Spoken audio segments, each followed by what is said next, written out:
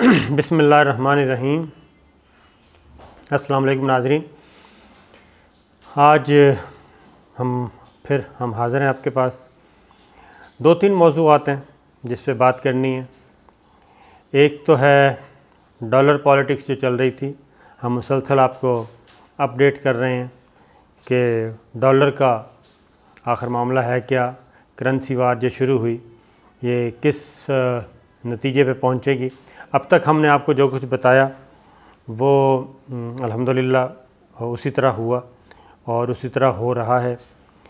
ایک موضوع یہ ہے۔ دوسرا ہوگا نیب کے چیئرمین کا معاملہ، وہ اب ان پہ دباؤ آہستہ آہستہ بڑھتا جا رہا ہے اور کچھ چیزیں انفولڈ ہو رہی ہیں کہ چیئرمین نیب کے بارے میں جو چیزیں سامنے آئیں، فوٹیج، آڈیو، ویڈیو، تو ان کا مقصد کیا تھا، ٹائمنگز کے حوالے سے خاص طور پہ، کیونکہ وہ کوئی تازہ چیز تو تھی نہیں، ایک پرانی چیز ہے۔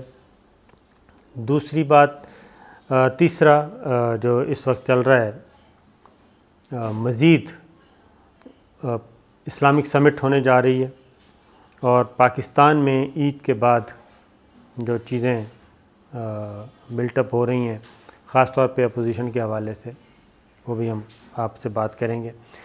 تو ایک تو آپ کو ڈالر کے بارے میں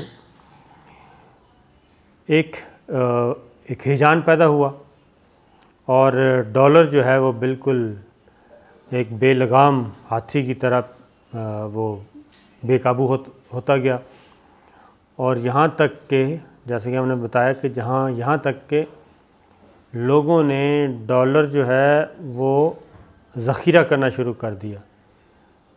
یعنی جس کے پاس لاکھ روپے تھے وہ بھی دوڑا مارکیٹ کہ ڈالر مل جائیں، جس کے پاس 2 لاکھ تھے، جس کے پاس 4 لاکھ تھے، جس کے پاس 10 لاکھ تھے، جس کے پاس جتنا سرمایہ تھا وہ دوڑے اور انہوں نے ڈالر ذخیرہ کرنا شروع کر دیا، اور ڈالر ایسا ناپید ہوا مارکیٹ سے کہ ڈھونڈنے کو نہیں ملتا تھا، اور لوگ پوچھتے تھے مارکیٹ میں کہ آپ کے پاس کوئی $100 ہے، کوئی 50 ہے، کوئی 10 ہے، 20 ہے۔ اس طریقے سے لوگ اکٹھے کر رہے تھے کہ بس پتہ نہیں کیا ہونے والا ہے۔ اور اس کی ریزن یہی تھی خاص طور پہ کہ اکانومی ہماری ڈیسٹیبل تھی، اور ایک IMF کے ساتھ جو ایک طے ہوا تھا معاملہ، اس کے بعد باقاعدہ طور پہ بتا بھی دیا کہ جناب یہ اس کو اوپن مارکیٹ کے حوالے کیا جا رہا ہے ڈالر کو، اور ڈالر کا جو قیمت کا تعین ہے وہ مارکیٹ تعین کرے گی، اور اس میں حکومت پاکستان کا کوئی عمل دخل نہیں ہوگا۔ اس سے مزید ایک ہیجانی کیفیت پیدا ہوئی، اور پھر جو بیرونی ہوتے ہیں عناصر، بیرونی عوامل، وہ بھی حرکت میں آ چکے تھے، انہوں نے بھی اس سے فائدہ اٹھانے کی کوشش کی۔ پھر ایک اور چیز بھی سامنے آئی کہ خاص طور پہ جو پاکستان میں چائنیز کمپنیز کام کر رہی ہیں، ملٹی نیشنل چائنیز کمپنیز کام کر رہی ہیں، انہوں نے بہت ڈالر خریدا، بے پناہ ڈالر خریدا۔ اور کیوں خریدا، کس لیے خریدا، یہ اب اداروں کو چاہیے کہ پتہ کریں۔ بے پناہ ڈالر خریدا۔ تو اب یہ ہوا، پھر ہم نے آپ کو یہ بھی بتایا کہ یہ ریٹ بڑھے گا، پھر ہم نے آپ کو بتایا کہ یہ کم بھی ہوگا، سٹیبل ہوگا۔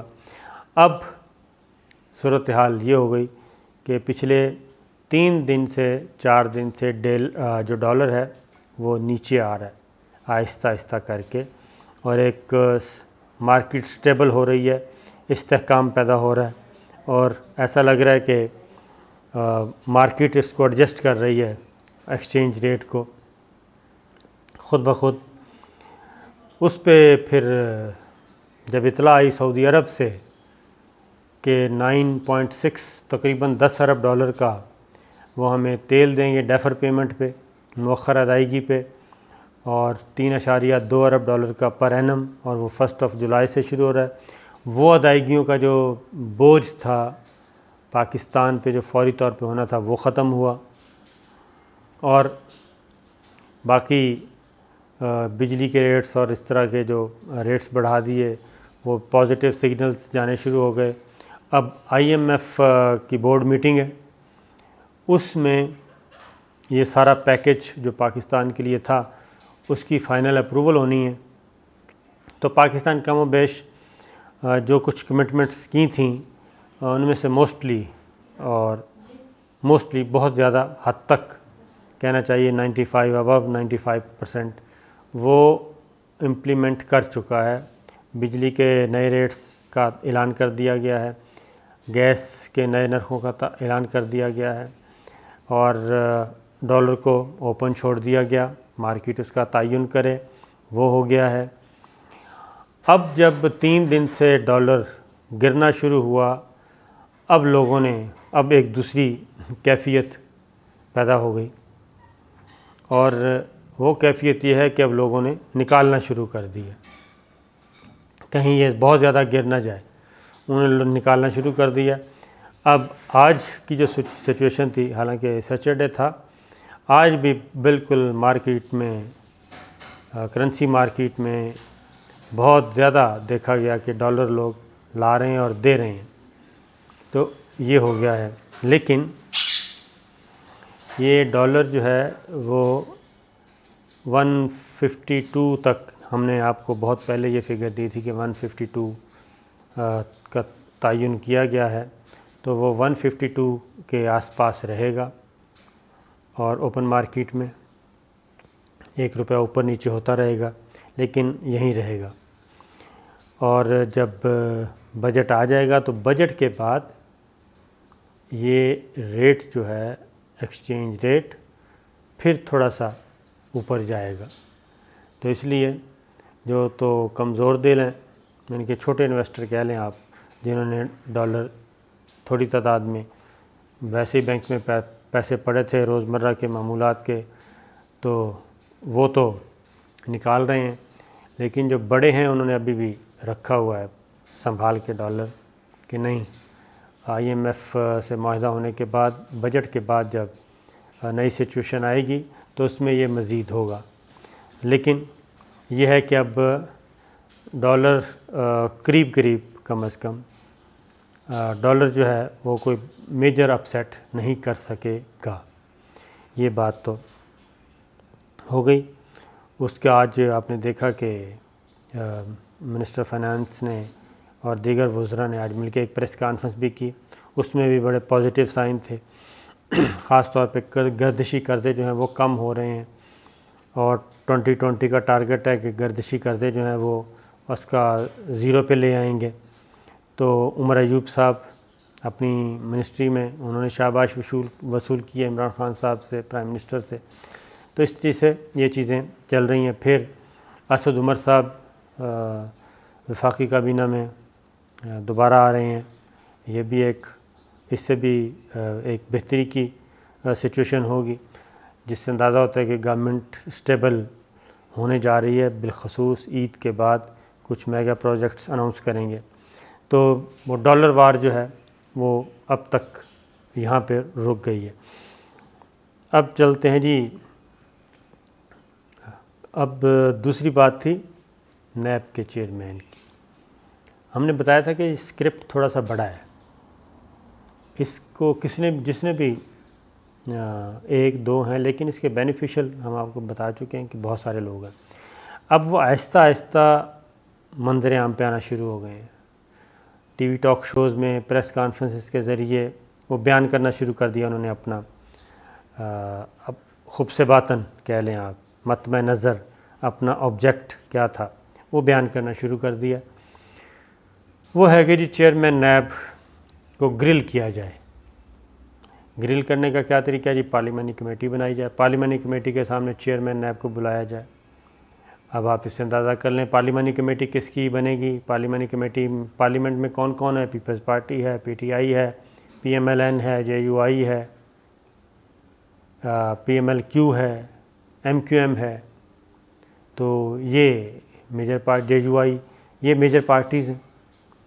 اب ان پہ مشتمل وہ کہتے ہیں کمیٹی بنے.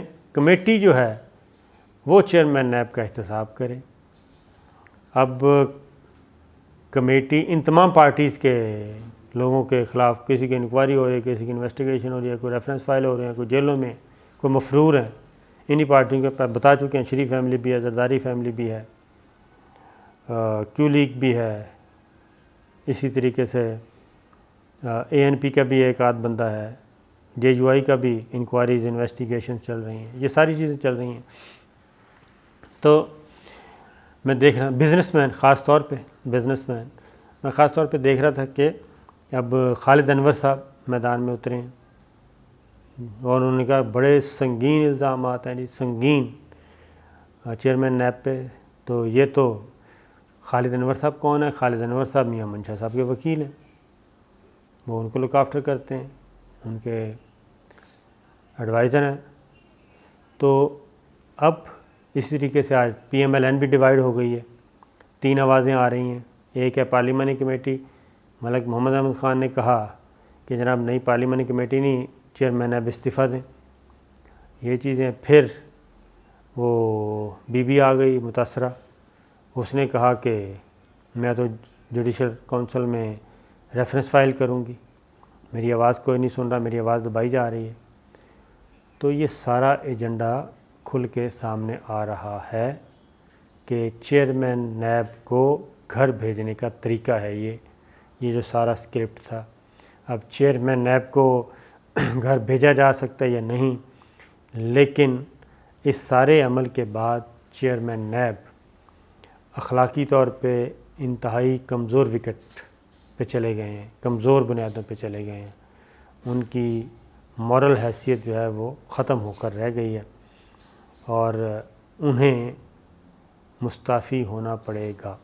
اس کے علاوہ کوئی آپشن مجھے نظر نہیں آ رہا، کیونکہ اگر وہ مستعفی نہیں ہوتے تو بہت مشکل ہوگا کہ وہ دھڑلے سے اپنا کام جاری رکھ سکیں، اپنے سبارڈینیٹس کے ساتھ دھڑلے سے گفتگو کر سکیں.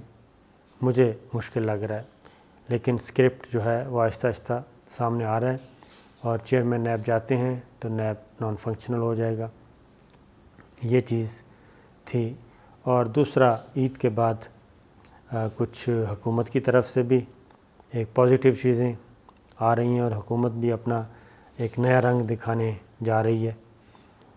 پی ٹی آئی کی گورنمنٹ اور اپوزیشن اپنے جتن کر رہی ہے، لیکن جو اطلاعات آ رہی ہیں اپوزیشن کے دلوں میں شاید اتنا تیل نہ ہو.